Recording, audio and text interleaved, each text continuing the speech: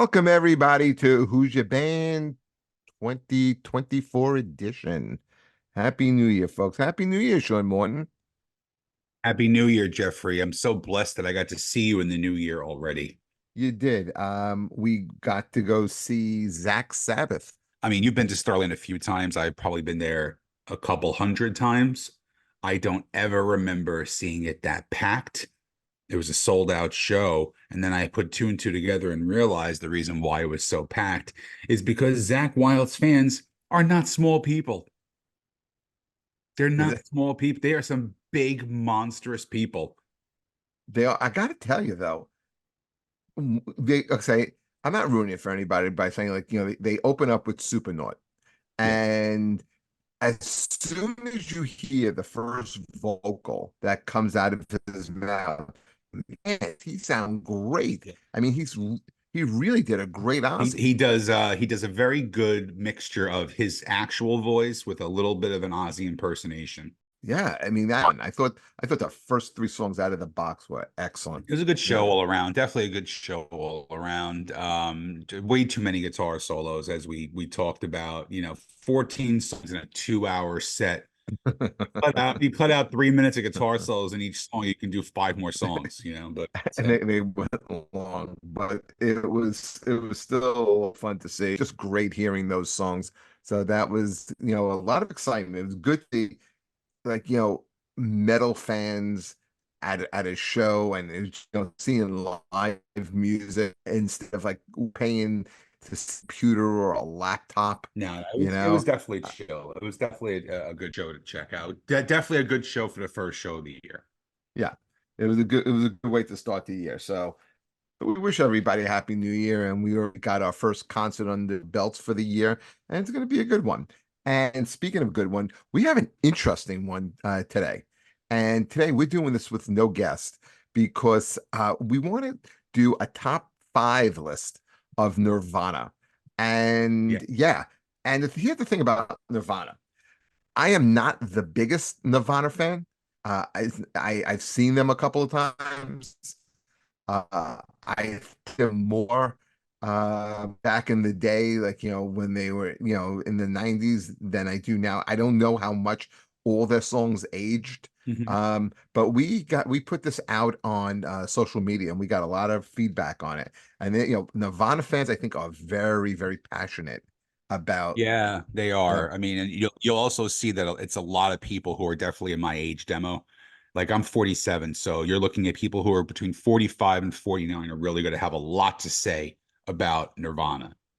I think now I don't know. I think if I you're a little don't younger or a little older, you might have different opinions on it. now somebody asked me this just before we were going on. Um, is Nirvana in the Rock and Roll Hall of Fame? Oh yeah, I was at the Yeah, induction. okay, they are. That's right. And they asked me if they are, do I think they deserve to be?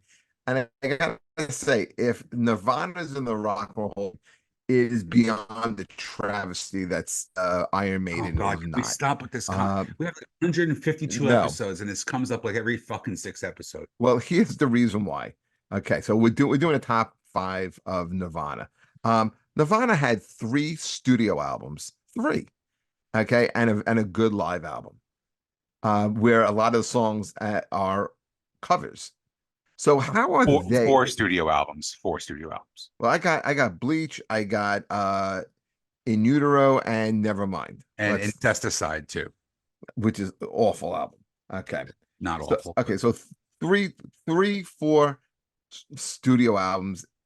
I mean, it's the same argument with Guns N' Roses. Not a lot of material to really choose from here.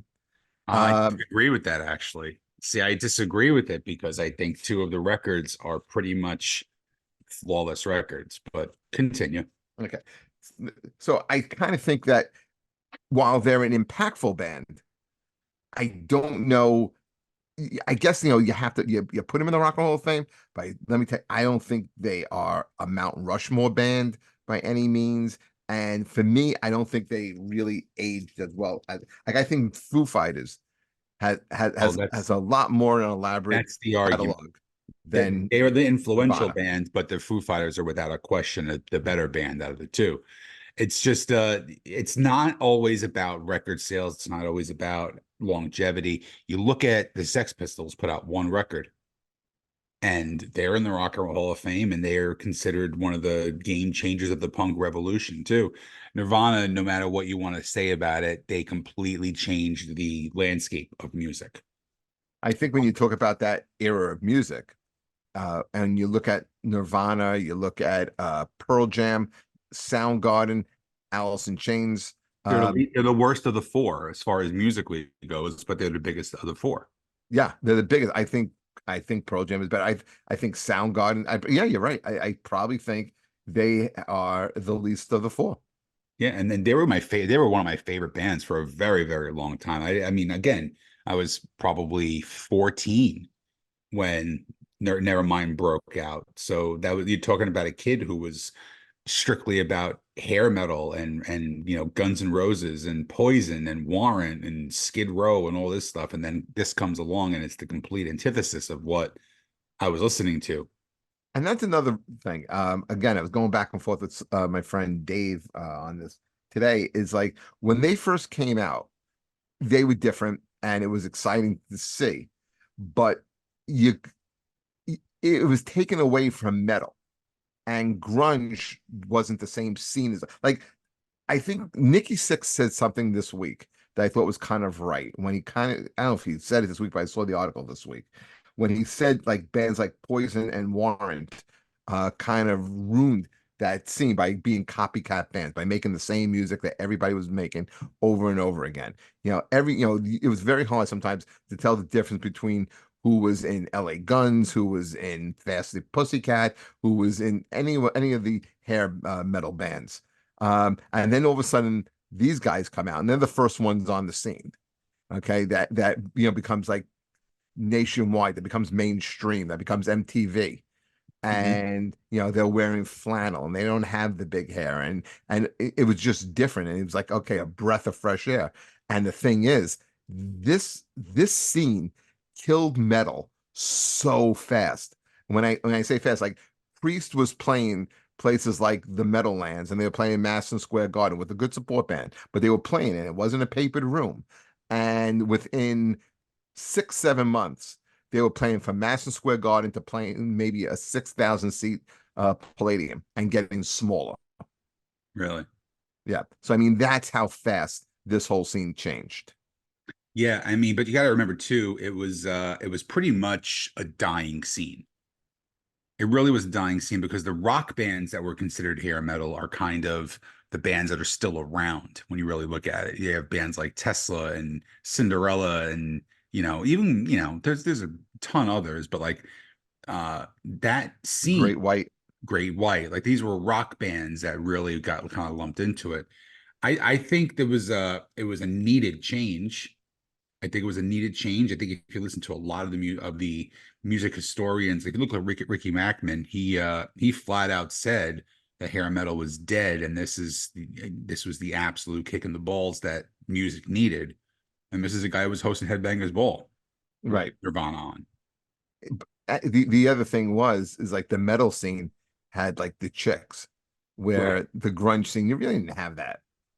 Yeah, it was more about the depression and oh, let's just sit around and pretend about how horrible our lives are, and let's paint our Man. black, and yeah, it's all that bullshit. But But let's get into this list. yeah, let's Okay. go.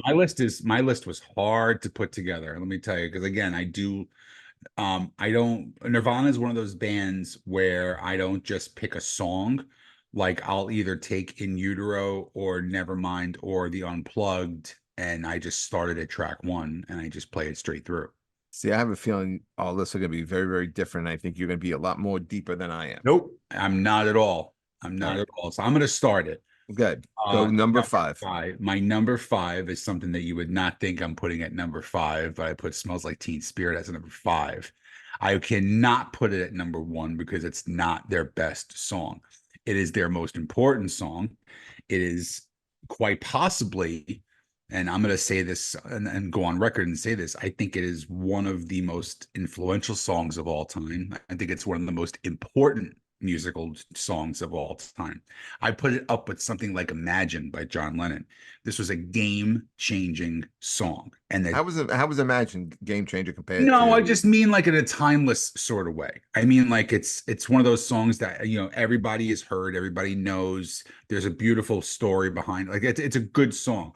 But I really think that there's very few songs that come along in a lifetime that are a game changer. You really can't. I mean, can you name three game-changing songs off the top of your head that defined a generation, a revolution, a genre, everything? I think this is one of them. I mean, I think of a song like Billie Jean, how that, Okay, that's with fine. I mean, Rapper's Delight, Rapper's Light's another really, like that, really something good one. like that. Either But Rapper's Delight or the Blondie one. one more. Uh, the one that she's rapping in. Oh, Rapture. Rapture. Rapture. Yeah. I Yeah. mean, I understand it, but yeah, I mean, you're looking at like the message, by Grandmaster Flash. What is it? Grandmaster Flash, I think. Yeah. Yeah. You're Um, right. just that's the kind of level I put that song on. I can remember the first time I heard it. I remember being on my couch and putting on MTV and hearing it for the first time and just having my head just go. You know what? I'm gonna piggyback on it because my number five is also Smells Like Teen Spirit. And No no, shit. and it was because that, like you said, it was the first time you ever heard from him. One of the things about this song is different influences that are put into it. Butch Vig from Yep. Garbage, was the producer of this Oh yeah. album. And okay, and Butch Vig is a great studio musician, great producer, and has his own band. Yeah. And he was kind of pushing Kirk to write something that would really kick off this album, which would be somewhat commercial. Kirk was a big fan of the Pixies, Mhm. and he wrote this he was trying to write this in the style of a Pixie song. The drum beat, we talked about this the other night, is the Gap Band sound. That Yep. that that, that double drum drum, right. Yep. And when you go back and hear, you're like, how did I not ever catch that? And you went back and watched that interview with Pharrell Williams with Dave Grohl, and it's just amazing. Another thing that also stood out about this song is the riff of Smells Like Teen Spirit. It's not exactly Mhm. like, but does have the same structure as Boston's More Than a Feeling. Okay. It's the same chords, that's why it's just played differently. But again, they're bar chords. So if as a guitar player, you don't understand this, but it's a bar chord. So I played a basically, little bit. yeah, you can do a little comedy too. There's bar chords are very simple because you could play any rock band, any punk band. You could form one if you know how to play a bar chord. You just got to shift it up and down the fretboard. Every Ramones song, AC/DC, fucking Green Day, all these bands made careers out of just playing bar chords. That's all it is. Yeah, well, what's the song? Zombie by the Cranberries and Disarm by Smashing Pumpkins is almost the identical There's, song. dude, there are so many that are Right. identical. It's just because they're the same chords, just different structure. But also with Smells Like Teen Spirit, it had all these different elements in it, but also it had a vocal that was really hard to understand. Like you couldn't really sing along with this song. Oh, you could. I don't know. I mean, all you knew was basically the hey, way. That's all you do. Let's Okay. do it a little louder. I didn't pick it up. I think your Um, microphone was I'm turned gonna. down. I'm on that note. I'm moving on to number four. Number four for me, me personally, when I think of Nirvana, In Utero is my favorite record by far. It's one of my top five of all time. I think it's one of those perfect records. Like I've mentioned on the show before, there's a very few number of perfect records in my opinion, and that's one of them. So I picked two songs off the album, but this is the first one. I picked Penny Royalty. I don't know if You you're. you you say that like you're expecting some type of revolution. Good. So go on. Why did you pick that Oh, I song? didn't know if you knew the song or not. Yeah, I know Nirvana. I've seen All them. right, shut up. So Penny Royalty, I think it's a great riff. It's Nirvana was known for either going really, really fast, kind of slow, kind of brooding, kind of heavy, kind of melodramatic a little bit. This had all the aspects of it for me. And lyrically, it's a fucked up song when you think about it, because it's kind of about this abortion tea that was very popular. I think it was in Japan. I'm not 100% sure where it was from, but it was an actual tea that would induce abortion. So if you think of the lyrics, sitting and drinking pennyroyal tea, steal the life that's inside of me, that's what it's about. Kind of dark, but I think. on a little bit. But on that record, I think it's one of my top, my second favorite song on that record.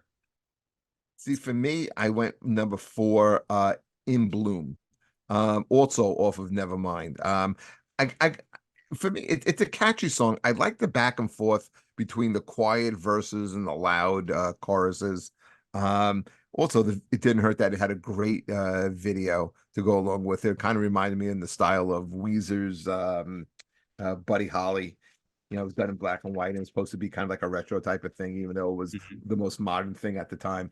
So I don't have too much more to add on it, but for me, my number four song was In Bloom. So for me, number three, and I was on the fence with this, and I kind of went against like what I thought number three should be, and then what I believe should be on there. If that makes sense. Not really my personal pick, but I went with "Come As You Are" by off of Nevermind. I thought it was very, very hard to pick a song to follow Teen Spirit as the second single off of that, considering they took a rocket ship to their ass after Teen Spirit, and that was a solid, solid second single off of that. And it's a great live track too. It's an absolute great live track. And I think when you think now of classic rock, if you talk about Nirvana, this song comes up. So that's why I put that at number three. I was tossing that one around a little bit too, but I went with a cover for the third one, and with Nirvana, I think with a couple of the covers that they did, they made the covers their own. Okay. Um, and I picked the Meat Puppets version, cover of Lake of Fire. Um, Great, great, great version. yeah, I think Kurt's vocal on the MTV Unplugged was perfection. I just think it really it's a great song to begin with. The Meat Puppets do a great song Oh yeah. version of it, but in my opinion, this surpasses it. It's a solid, solid song. It really is. Um, where are we at? The number two already? We're at number two, and then we're gonna get in a little bit into what Some of some of the the yeah listeners lists. Yeah. yeah. All right. So number two, this is it. If my number one wasn't one of the greatest things ever done, this would have been my number one. But I went with Heart Shaped Box off of In Utero. Dark, creepy video, heavy as fuck first single off of In Utero. Another one of those songs you can actually sing along with too, which is not really a thing you would think of when you're talking about Nirvana as a sing along, but just a powerful, powerful song. And again, for me, if I had to pick between Nevermind and In Utero, I take In Utero every day of the week over Nevermind. Any song versus any song, I'm gonna pick anything off of In Utero before Nevermind. I like Niro also. I think his songwriting also kind of steps up a notch in on this is their it would have been what their third album, right? Um, Right. I also for my second pick was also Heart Shaped Box. Um, the interesting thing about this song was he wrote the song in his apartment, and when he was coming up with the riff of the song, Courtney Love actually wanted it. She wanted it for her own band, and when he would practice it and go over it, they had this big walk-in closet, and he would practice in the closet, and he would basically tell her to go fuck off, because he was keeping it for Nevada. Um, it's it's off. This is their last studio uh album, and it also has one of the great lyrics. I wish I can eat your cancer when you turn black. That's Um, that's some next level love bullshit. That's well, like it's not. It's about the song's about yeah. kids with cancer. Um, but Courtney Love used to joke that the song was about her vagina. That's what a heart-shaped box was. But Yeah. that's not what it was about. Kurt was he would stay up and watch all these like crazy infomercials on TV, and when he saw something about this, that's what he was writing about, heart-shaped box. I told you that Kurt came to me one time, right? After he You, died. I mean, he came to you. What does that mean? Well, because do you remember the cover of the Rolling Stone that was when he died? It was that brooding black and white picture of him Right. staring away. So I had that like on my wall in my room at the time, and I may have been partaking in a substance or two, and I was listening to Nirvana. I was sad and morose, and then the picture started talking to me, and it said, "She killed me." So I fully believe that Kurt Cobain came to me one night after probably a little bit of marijuana and probably some whippets, and there could have been some alcohol involved in that too. Did you have black fingernails? Did you paint your fingernails? No. Once I did. I did once for an Ozfest. I think it was the Ozfest 97 that had Typo Negative and You're a Marilyn Manson. fucking mo. I You are. think I did it Oh once. God. Tell me you had mascara. No, no, no, no, no, no. Okay. No, I did the black nail polish one time, I think, because I was trying to just to fit in, man. Man. Adam, did you ever go with the black nail polish and mascara look? Never. That's why he's not on camera now, because he's taking it off. Right. Did you ever dress like in a pirate uniform like Adam Ant? No. We're gonna get to the bottom of Adam's thing. We're gonna find out what it is. I don't know what it is yet. It could be dresses. It could very well be dresses. I don't know. I don't know yet, but there's definitely a dark side to Adam. We don't know it yet. Adam has a side. He Adam definitely has a has side. a side. I don't know if it's like it's definitely not like anything bad. Like, it kind of reminds me of Johnny Cakes a little bit from The Sopranos when you think about it. Just like that. What are you insinuating about Adam? Oh, I'm not insinuating anything. I'm just saying, like, it's kind of like Johnny Cakes. Well, I Adam, do you don't hear mean, what he's saying? I That was mean, probably one like, of the worst episodes of The Sopranos, also. well, It was a listen. great one. Oh, I'm sorry. But, Jeff does like the ones where there's a lot of gay insinuation too. It's great. So I love gay mafioso movies. Bust the Irishman. Anyway, I have a very, very specific genre of movie that I like. Well, he's watching the same one over and over again. Okay, so go with your number one, My Sean. number one, to me, there's no question in my mind what number one is. It is a cover song. It is one of the greatest things ever recorded. It's by far the greatest performance ever on MTV Unplugged. And I went with their version of Where Did You Sleep Last Night? Oh wow, so I thought you were going in a different direction. Yeah. Nope. And I will argue this point to the day I die. This is the greatest performance ever recorded on MTV Unplugged. It is I don't even know if you know the story behind this, Jeff. That is the last song on the record. But did you know that it was not supposed to be the last song on the record on the performance? Yes, he did. I know what the last song was supposed to be. It was supposed to be Smells Like Teen Spirit. That's right. And they did that, and they went off stage, and they were ready to go back on. And then the producer said, "Nope, you're not doing Teen Spirit because nothing is ever going to top that." And I think that was one of the smartest decisions that was made in music, because it would just became another song. But because that was the final track on that live recording, just to hear him, I mean, he's singing from his fucking toes. Like, it is coming from the bottom of his soul when he is screaming that song. And it's nothing like the Leadbelly version at all. It's a completely different song. But for me, nothing compares to that. I think that I could still hear that song now and still get chills on my spine the same way I heard it 30 years ago. I think Nirvana they did do a lot of covers. And 7 covers on that record. Right. But they do make them uniquely their own. They put it is their own sound, it is their own style. And sometimes you think, hey, did they write this song? You don't really believe it's a cover. Yeah. My number one song is I'm gonna use a term that's gonna annoy you, Sean. Most things you do annoy me. I know, but this one I more than other things I do to annoy you. This is a provocative song. Does it make you think? No, man. I think what it did was it exposed the poses in society who don't listen. Okay, but you got to hear, and the song that I picked was the anti-rape song, "Rape Me."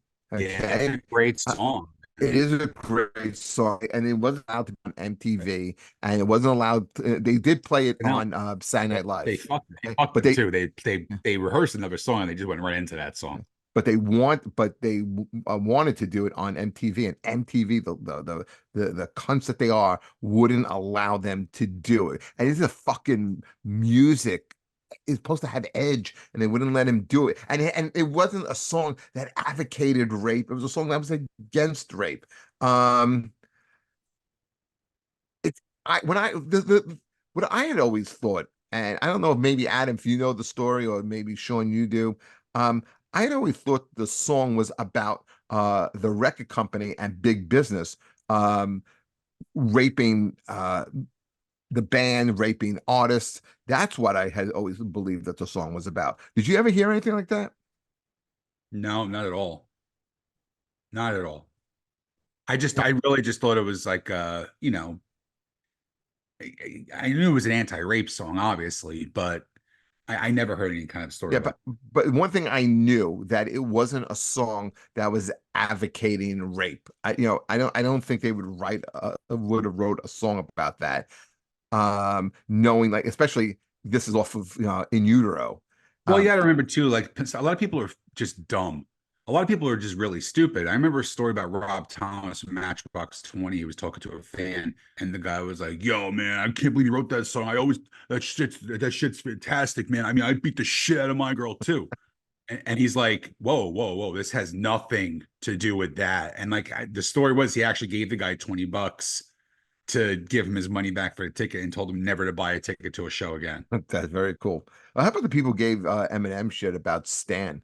Horror story. It's a horror story in music. The horror stories in movies. They're horror novels. It's You're exactly right. People just have to be offended by something all the time. That's all it comes down to. It does. All right, so we have some interesting Yeah, let's lists hear it. here. Okay, so Jesse Gambino writes, something in the way, heart-shaped box. Neither one of us had lithium, and then his number one was smells Yeah, like well, get it Team fucking right. Spirit. That's Jesse Gambino. Dave Neidl, who is a big fan of ours, wrote, "Where did you sleep last night?" All apologies, lithium, Lake of Fire, heart-shaped box. Uh, Okay. Nikki Salvatore, heart-shaped box or dive. He couldn't pick either one. School, Scrappy, or is it Sappy? Sappy. Sappy, come as you are. And then he says, no matter, it's undeniable now, what matter how often it's played, smells like Teen Spirit. Your boy, Kevin Goatee, I thought he had a very interesting deep list. Where'd you sleep last night? Breed, Lake of Fire, Plateau, and Scentless Apprentice. Sandler's Apprentice is a great song too. Great, Yeah, great. I thought, it's coming from him. I thought that was a kind of, well done on the Because he's list. my age too. He's close to my age, so he gets it a little better. Okay. Roy Mackey, who has chimed in here before, uh, gave us Lounge Act, Molly's Okay. Kiss, All Molly's Apologies. Molly's Lips. He wrote Molly's Kiss. Well, I can't fucking like this song if you can't get it right, dumbass. All Apologies, Come As You Are, and Drain You. Dream is a good song too, but again, it's I don't know. I just for me, yeah, Nevermind was like the breakthrough, but nothing beats In Utero. I'll put anything on In Utero against anything on up against Nevermind. Rolf Jubiloff put Stay Away. Territorial Pissings, first Great checking on that. fucking song, man. On a Plane, Smells Like Teen Spirit, In Bloom. Cindy Westmore, Lithium, About a Girl, Come As You Are, Smells Like Teen Spirit, In Bloom. Kind of similar, almost like my list a little bit. A lot of them are the same, you know. Well, they don't have a lot of songs. James Mack, Where'd You Sleep Last Night? Rate Me. I figured there'd be more Rate Me on here. About a Girl, Smells Like Teen Spirit, Polly. Let me tell you, I've given this song Polly a chance a million times. I don't think it's a good song. I don't like it either, to be honest. It's not my favorite. It's not, yeah. Nicholas Ferraro, All Apologies, In Bloom, Something in the Way. Is that the first time someone's put that in? Yeah, not a great song either. Okay. Hot Chip Box, Come As You Are. Michael Ferreri, 5 times Heart Shaped Box. I guess he must really like it. Um, Vinnie Guerreri, Where'd You Sleep Last Night? Lake of Fire. Breed, Something in the Way, Lithium. Phil Donato, Dumb, 5 times. Um, past guest, Daniel McRitchie. Interesting list. Okay. He goes kind of deep here. Radio friendly unit shifter. Good song. Serve the servants. One of Okay. my favorite lines ever written. Teenage angst has paid off well. Now I'm bored and old. Territorial pissings. Drain you and lithium. I think he just likes lithium because he's actually on lithium. Okay. And then Joseph Peter says, one, we should do one for whole. No. And then he picks Poly, Lithium, The Man Who Sold the World. That's another direction I thought you were going in, Sean. Love that Okay. version. Yeah. He says he knows it's Bowie, but he likes their rendition better. I think he's probably right on that too. Oh, I agree with that. That's saying something. Come As You Are, Smells Like Teen Spirit. And he said he forgot All Apologies, but this is a top 5 list, not a top 6. Stewart put down Rate Me, Dumb. I don't like that song. You like it? Dumb? I would love for you to pull up the lyrics of Dumb and just keep reading the last part of it, if you can. Or I can read them to you, but you can read them back to me, where he just keeps going, I think I'm dumb. So if you can just repeat that and just keep saying it over and over again, I get the soundbite that I want.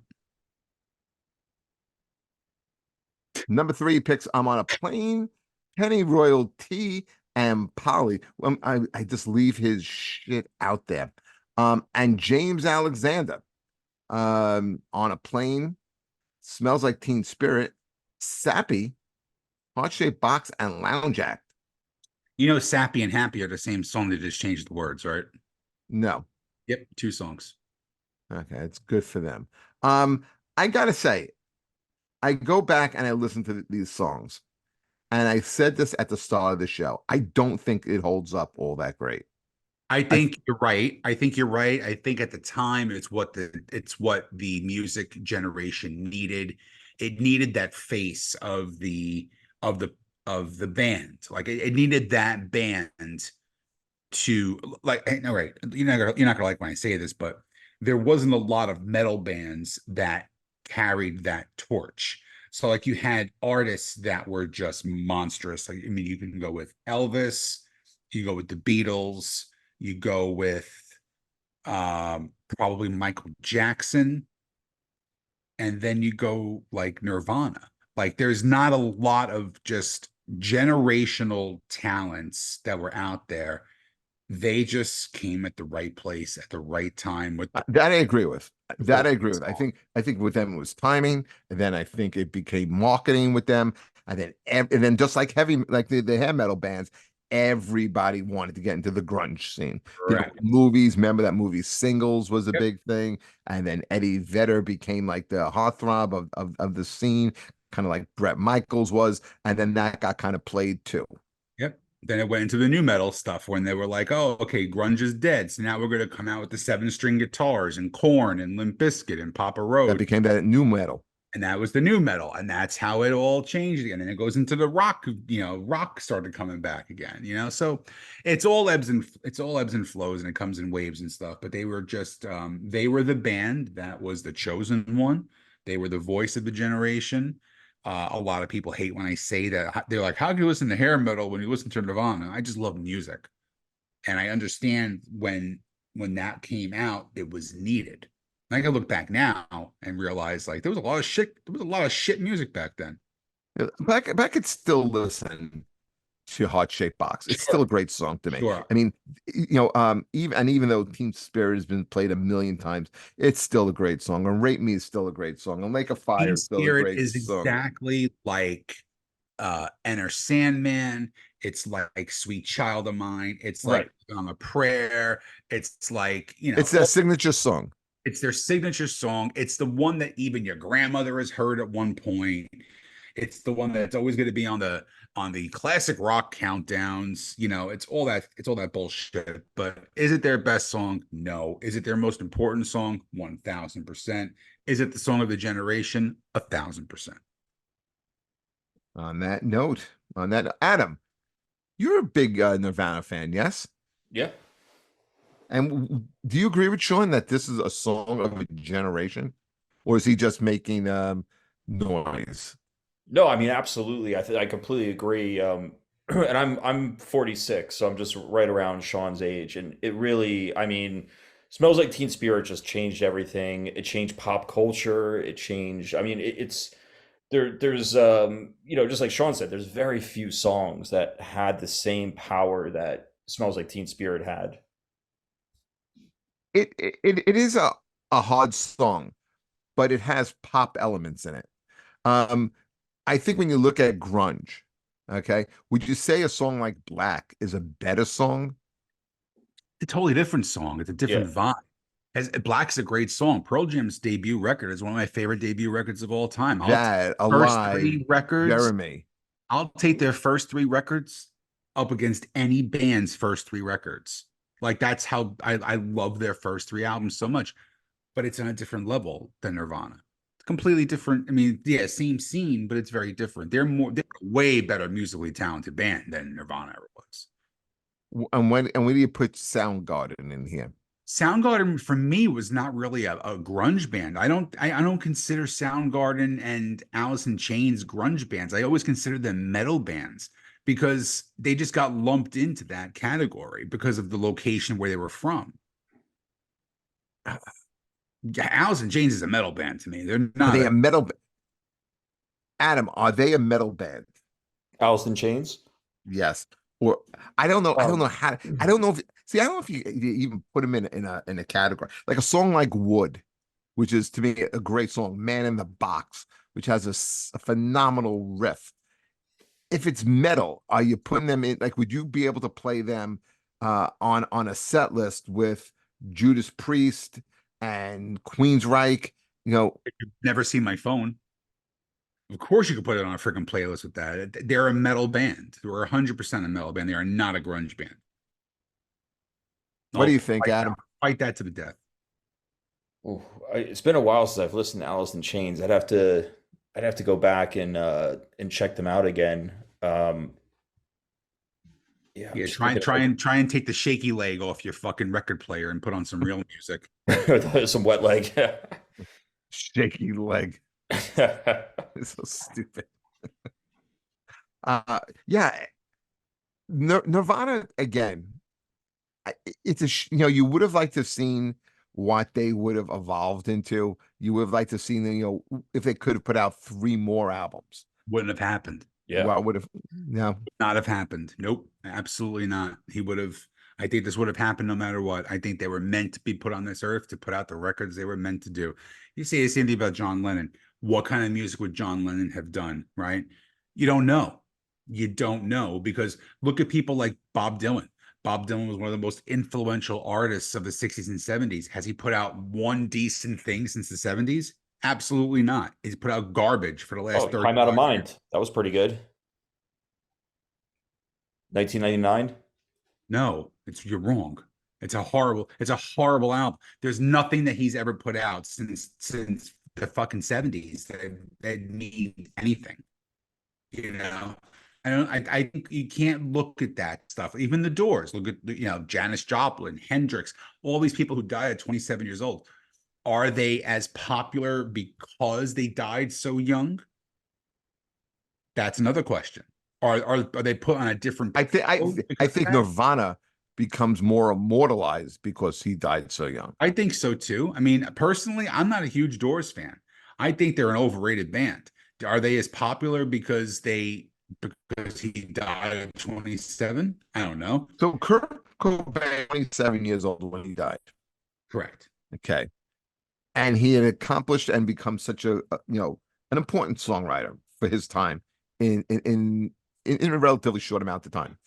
And so if he was still if he didn't kill himself and still would have been alive, it would have been interesting to see what direction he would have gone into next.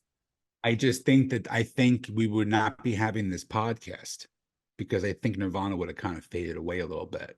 I think that he would have put out stuff that he would have done weird shit all right, you like Would they be in the Rock and Roll Hall of Fame? I don't know. I probably still because of Teen Spirit, I would imagine that would still propel them in. I look at a band like Outkast. Do you like them? It's okay. They're a great hip hop band, right? And they put out that amazing Speaker Box Love album that was a double record. It was fucking off the chains. It finally blew them up, and then they break up, right? So now this is 20 years later. All of a sudden, you're finally hearing Andre 3000 is putting out a record. The music world goes ape shit, right? First record in 20 years. And what is it? It's an instrumental flute record. That's what I can see fucking Cobain doing some sort of weird avant-garde stupid shit like that. I don't think he would have ever played Teen Spirit ever again. I think you would have never heard that song live ever again if he was still alive and still playing. You think In Utero would have been that last album? I think it would have been the last album. Whatever happened to Chris Novoselic? He still plays. He's an activist. He does a lot of stuff for the environment, and he's living off Nirvana money for the rest of his life. Whatever happened to a drummer though? Nobody ever talks about him. Yeah, shut up. You're so fucking corny and predictable.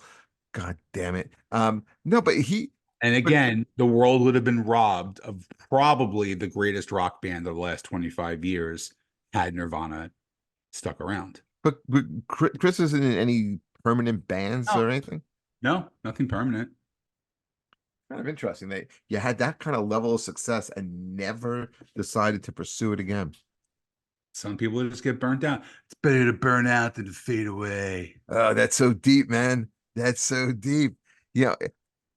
It's like, what's his name? John Deacon, the bass player in Queen. Mm-hmm. After they played that tribute concert, he was like, "That's it." Well, Bill Wyman was the same way too. He walked away. He stepped away after Steel Wheels. Yeah, I mean, he had a nice little 15-year-old wife to come home to, and he was happy. Yeah. It's interesting. Again, Nirvana wasn't a band that I totally got into. I liked two records off of them that for the most part. I never really overplayed them, although Smells Like Teen Spirit was the one that really caught my attention. And it was mostly because of the video too. Video was great, but yeah, for me, it was I love Teen Spirit and I love Nevermind. But once In Utero came out, I can remember leaving school. I had a double lunch period and running to the mall to pick up In Utero and making it back to school just in time. That way I can listen to it on the way home from school that day. At the time, I was kind of going with this girl, and she worked on Saturday Night Live, and she was able to get us tickets to see them at Roseland because Got that show. Yeah, because they were about to do Saturday Night Live, which she invited me to. Charles Barkley, I believe, hosted that show. But we went to go see them they were coming into New York. I think we went to go see them on a Sunday night, and then they were rehearsing all week to do SNL. But I remember seeing them, and it's the first time I saw them with Pat Smears in the band.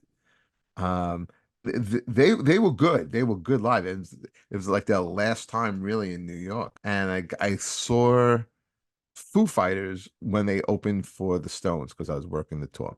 I saw the Foo Fighters play William Patterson College a month after their debut record was released in the gymnasium of William Patterson University. And now they're playing stadiums. And I've seen them at MetLife, and I've seen them at Fenway Park, and I've seen them at Citi Field and RFK Stadium in Washington, D.C. I've seen them all over the country. It's amazing. Adam, you like Foo Fighters? Of course. I actually have their. Are they one of those bands you have to say you like? I think that they're a band that crosses a lot of checks a lot of boxes for a lot of people. I think if you're a rock guy, you think that they're a great rock band. If you're into grunge, obviously they have the Nirvana connection. I think that they're a radio friendly band, so you're going to have a lot more casual listeners knowing some of their songs. I think My that my brother loves them.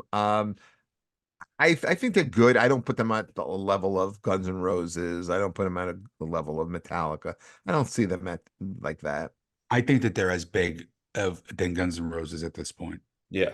And then I'm a GNR fanatic, and I would have to say the Foo Fighters are on that level already.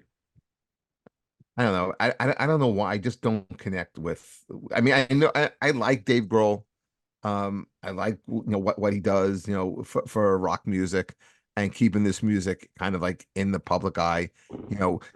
Nirvana and Foo Fighters seems to be one of those bands like on an award show or something when they need a rock act. They're the go-to band. They should be the next Super Bowl halftime show. Right. They Right. should be, but they're not doing that anymore. They're doing garbage music during the halftime shows now. Exactly. I think the next one should be AC/DC. I think that would be excellent, but I don't know. There's just I never connected with Foo Fighters or Nirvana. I think they're good, but I mean, they just never got me. I'm telling you right now, I make the jokes all the time. This is not a joke. This is not a slam. This is just a pure fact. It is the age difference. Maybe It is. It purely is. That's all it is. You're not going to find a 60-year-old or a 70 or an 80-year-old fucking dude who's fucking saying, "Oh my God, yeah, they changed my life." That Nirvana. No, it never but happened. see, I liked Always Pearl people Jam better than Nirvana. because you like the music. That's the difference. I liked Rage Against the Machine more than Nirvana. Who officially broke up for the third time again this week. Yes, yeah, so that they're not going to play again. Good. It's okay. Well, they had become the machine. Right, exactly. Yeah, they really have.